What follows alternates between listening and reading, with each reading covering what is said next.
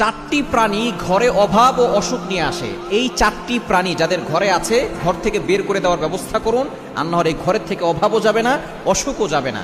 নবীজি সাল্লাল্লাহু আলাইহি ওয়াসাল্লাম আমাদেরকে জানিয়ে দিয়েছেন। নাম্বার 1, 1 নাম্বার হচ্ছে টিকটিকি।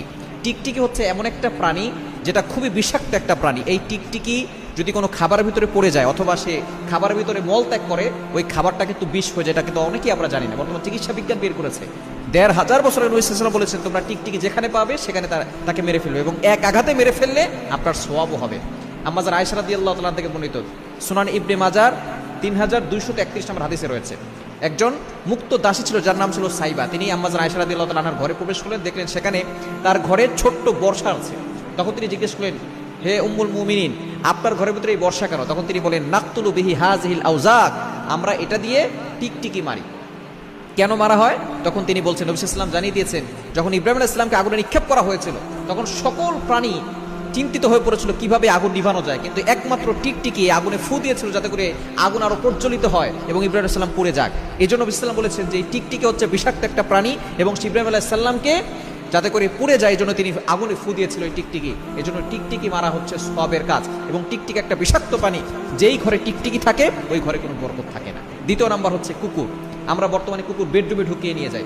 আপনি ঘর পাহারা দেওয়ার জন্য আপনি নিচতলা অথবা আলাদা করে একটা ছোট একটা বাসা করে সেখানে আপনি কুকুর রাখতে পারেন, তবে কুকুর আপনি বেডরুমে নিয়ে যাবেন না। কেন? নবী সাল্লাল্লাহু আলাইহি ওয়াসাল্লাম জানিয়ে দিয়েছেন, লা তাদখুলুল মালায়েকা বাইতান ফিহি কালবুন ওয়ালা সূরা, যেই ঘরের ভিতরে কুকুর এবং কোনো প্রাণীর ছবি থাকে ওই ঘরে রহমতের ফেরেশতারা প্রবেশ করে না, এবং যেই ঘরে রহমতের ফেরেশতারা থাকে না ওই ঘরের ভিতরে অভাব লেগেই থাকে, অসুখ বিসুখ যায় না।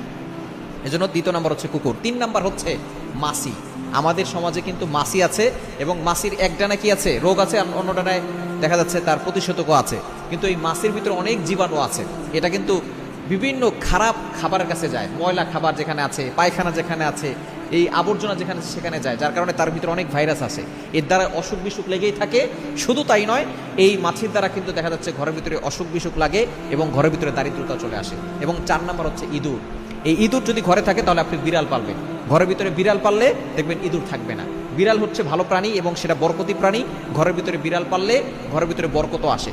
কিন্তু এই ইঁদুর যেটা মানুষের সম্পদ নষ্ট করে, ফসল নষ্ট করে দেয়। সুতরাং ইঁদুর যদি কোনো ঘরে থাকে ইঁদুর বের করার ব্যবস্থা করবেন।